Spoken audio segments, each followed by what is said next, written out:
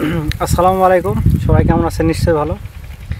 এখানে হচ্ছে দুপুরবেলা প্রখর রোদ, শীতের রোদটা গ্রহণ করতে খুব ভালো লাগছে। মানে রোদে বসে ভাত খাচ্ছি। কৃষকের ভাত কোথায় রোদ কোথায় ছায়া এটা কখনো দেখে না। খিদে লাগলে যেখানে বসে সেখানে খেতে হয়।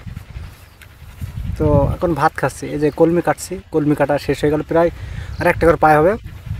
আর খুব জোর হচ্ছে 1.5 কাটা মতন আছে। এই 1.5 কাটা জমি কাটতে প্রায় 1 ঘন্টা লাগবে।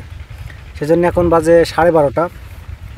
কটা বাজে একটু দেখি, আপাতত 12:54।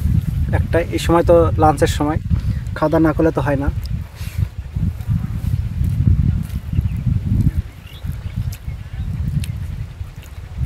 কারণ খাবার চলেছে, খাবার থেকে তো আর বসে থাকা যায় না।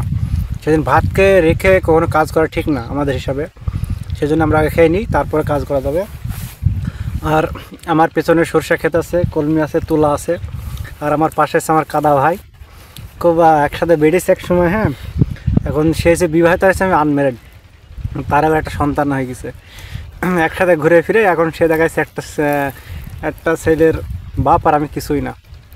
কপালে যেটা আছে সেটাই তো করতে হয়।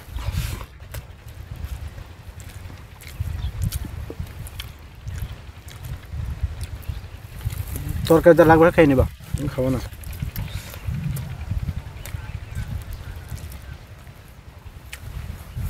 ভাত খাচ্ছি 74 ধানের, ভালো।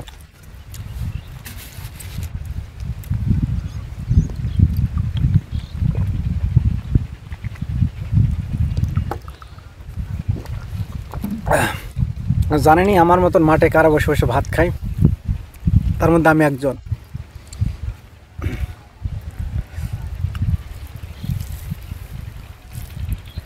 যাই হোক, আমি ভাত খাচ্ছি, আর কথা বলা ঠিক হবে না। তো নেক্সট টাইম আর একটা ভিডিও নিয়ে হাজির হব। তো ধন্যবাদ সবাইকে। তো কাজ শেষের দিকে, এখন ভিডিও না করলেই না, ইচ্ছা চাইলো ভিডিও করলাম। তো একটা কথা বলি, ভাত খেতে গেলে একটা মাথায় রাখবেন, এই নারী সব জায়গায়, নারী সব জায়গায় এখন সবচাইতে বেশি দেখা যায় মার্কেটে।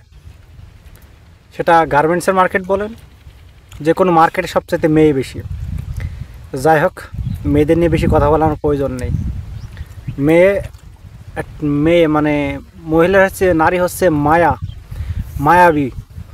এরা পুরুষকে যে কোনো সময় মায়ায় আটকে ফেলে। আর ওই মায়া কাটিয়ে ওঠা কিন্তু একটা পুরুষের পক্ষে খুবই কঠিন। সেই জন্য বলি, কোনো নারীর মায়াতে না পড়ে নিজের দেহের নিজের জন্য যত্ন নিন, নিজের শরীরের যত্ন নিন। অনেক ভালো থাকবেন। ধন্যবাদ সবাইকে।